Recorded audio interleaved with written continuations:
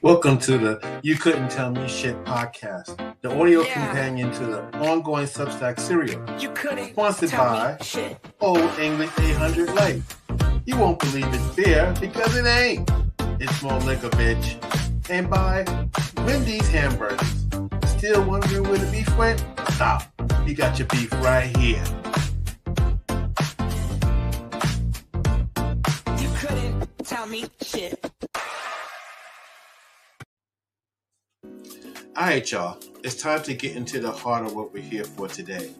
The first reading from my new memoir, You Couldn't Tell Me Shit, Coming of Age in the County of Kings, 1980 to 1985. This is the prologue. I call it A Higher Me. Y'all ready for this? Alright, let's go. Part 1, The Ritual. It was on the fire escape one Saturday night in 79 that I made a discovery that changed the course of my life. You see, I had this custom I started when I was about 10. I'd salvage the cigarette butts my mother left in her ashtray, the decent ones she hadn't smoked down to the filter, and I'd pocket them. My older sibs, Chunga, Sekou, and Faraha, also smoked, so I'd snatch up theirs too. Within a few days, I'd have cool and Newport butts galore. What I'd do is, come Saturday night, I'd creep onto the fire escape with a 10 or 15 butts I'd collected and blaze myself senseless on tobacco, tar, and menthol. At first, it was just something to do on those rare nights when everybody older was out and everybody younger was out cold. Something that made me feel slick, like I'd successfully pulled a heist. And now, back in my hideout, my team of buttjackers and I sit around divvying up our haul. Except I was a one-man team, so I'd be out there puffing by my lonesome. By 77, I could inhale without coughing and even French. By 78, I was striking matches with one hand and blowing smoke rings. Chilling like a villain. Seriously, you couldn't tell me shit. My iron veranda commanded a view of the heavily trafficked intersection of Eastern Parkway and Classen Avenue. Lots of trees and tenements, people and activity. My balcony seat for the nightly symphony of sirens and signifying. This fire escape became my sanctuary, like a treehouse, my little getaway. I could even catch the dim glimmer of the heavens through the chipped and rusting railing on occasion. On those rare starry nights, the beauty of the world felt celestial, truly transcendent. I would bring a pillow with me, stretch out, and let my mind wander. My family, you see, we weren't big on religion, so it was catch as catch can when it came to spirituality.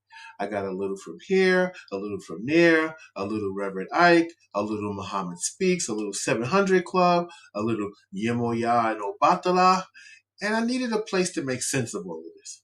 So I did more than escape fire in my starlit lair.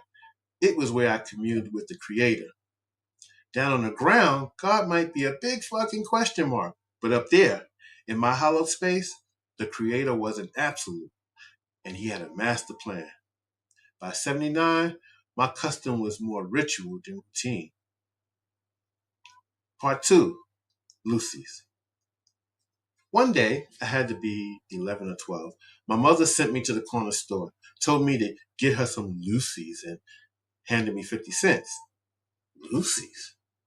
Cigarettes, she added. She was making stovetop peach cobbler with the Pillsbury biscuit dough the way I loved it. Hell no.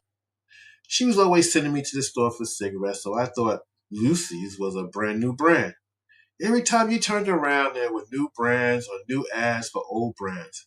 The ads popped up everywhere and often featured soulful, joyful black people just bursting with faux Afrocentricity, sporting funky fashion and gleaming white teeth. Even a blind man could see they were trying to get black people, unswervingly devoted to their Salem's, Cools, and Newports, to question that loyalty. Might as well have gone with the slogan, "Hey, soul people, these will puff your fro too." I told the cat at the counter, Ali, that I wanted Lucy's, half expecting him to whip out a red, black, and green pack with a Black Power fist embossed on it. Instead, Ali reached under the counter and produced an open pack of Newport 100s. "How many you want?" he asked brusquely. "Lucy's, man," I pronounced carefully, thinking it was a language issue. "Not Newports." Sometimes we had communication problems, minor stuff. I'd ask for a cherry now or later, and I'd have to wave off lemon heads, Boston baked beans, and Jolly Ranchers before we got it right. Shit like that. But I never gave them a hard time. Some people did, but the way I saw it, back in the Middle East, they didn't even speak English, so mix-ups were bound to happen. The Arabs had just taken over the corner store from the Dominicans. We called every Arab shopkeeper Ali or Muhammad, like it was a title, like Reverend or Coach. And we called every Dominican one Ponch, which I figured was Spanish for friend or homie, but never really bothered to confirm.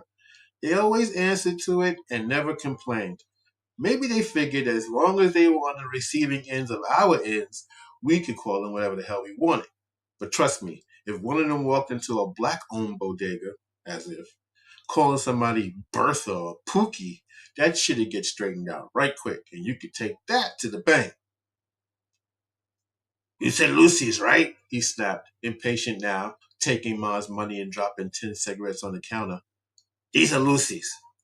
Then he turned to the next customer. I gave him an aight and left it at that. Knowing Ma, she sent Chunga Sekou to give his Arab ass what for.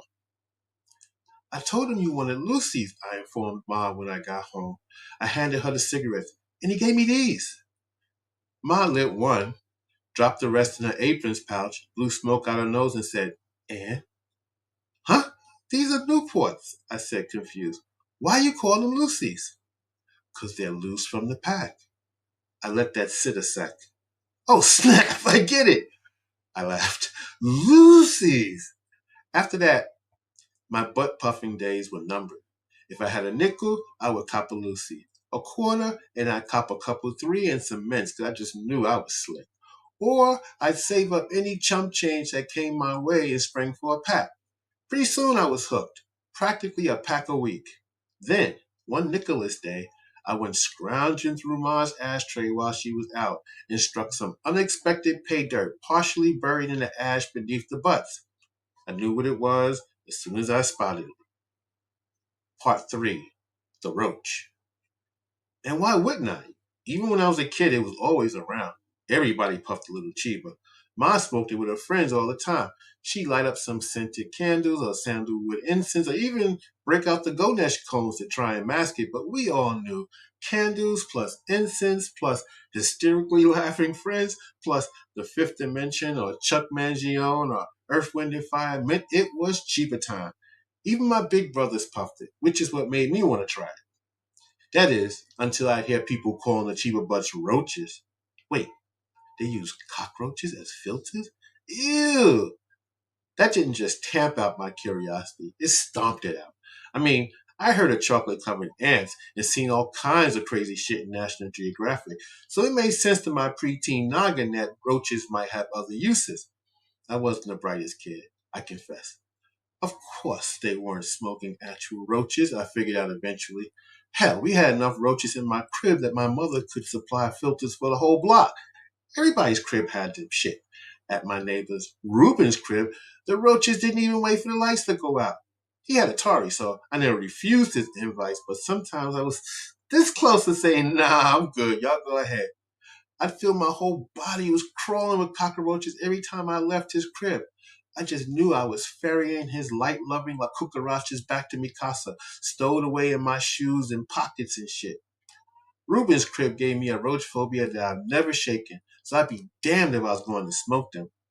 And yet, I dusted off that sizable roach like a paleontologist with a fragile fossil on Nova or on one of those other sciencey shows I loved on Channel 13 and stored it separately from the regular butts. And that Saturday night, from my perch in the fire escape, beneath a blanket of stars, above the shuffle of a sultry summer night in '79, I puffed weed for the first time. And You couldn't tell me shit.